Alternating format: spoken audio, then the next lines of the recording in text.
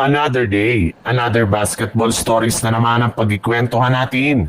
At ngayon nga ay ang pag-uusapan natin ang balitang pagkuha ng Los Angeles Lakers kina Andrew Wiggins at Bam Adebayo at ang balitang 3-team trade ng Golden State Warriors. Ibinulgar na nga ni Jovan Buha ng The Athletic na bagamat man nga pwede nang bigyan ng bagong kontrata ng Los Angeles Lakers si Rui Hachimura ngayong offseason, ay wala pa rin naman nga silang balak na gawin ito.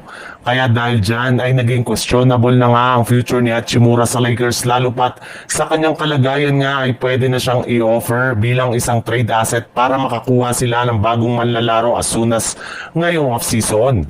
At isa nga sa mga nabanggit na player na pwede nilang makuha gamit si Rui Hachimura ay walang iba kundi si Andrew Wiggins na hanggang ngayon ay nananatili pa rin namang available sa trade market.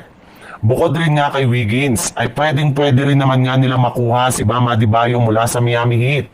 Sa ganyang paraan nga ay magkakaroon ng Lakers ng mas malakas na lineup na bubuuin ni Luka Doncic, Marcus Smart, Andrew Wiggins, LeBron James, DeAndre Ayton, Jake LaRavia, Ado Otero at si Bam Adebayo.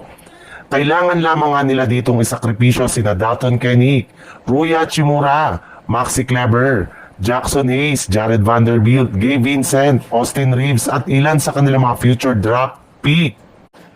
Sa ibang balita naman, bagamat man nga wala pang nagagawa ni isa mang move o trade ngayong offseason ng Golden State Warriors, ay hindi pa rin naman nga daw humihinto ang kanilang front office sa pakikipag-usap sa mga team para tuluyan na nilang maikasa ang trade ni Jonathan Kuminga sa lalong madaling panahon. At simula nga nang umayaw ang Golden State Warriors sa mga kupunan ng Sacramento Kings at Phoenix Suns, ay may ibang mga team na nga silang kinakausap katulad ngayon ng Miami Heat at Los Angeles Lakers.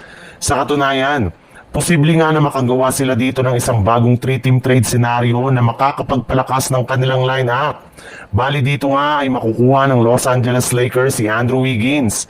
Masusungkit naman dito ng Miami Heat si Jonathan Kuminga, habang Golden State Warriors naman ay masusungkit sina Jamie Jaquez Jr., Rui Hachimura at isang 2029 first round pick. Sa ganyang paraan nga ay matatanggal na nila si Jonathan Kuminga at makakakuha na sila ng mas magaling na 3 and D player na mas makakatulong sa kanilang mga laro next season.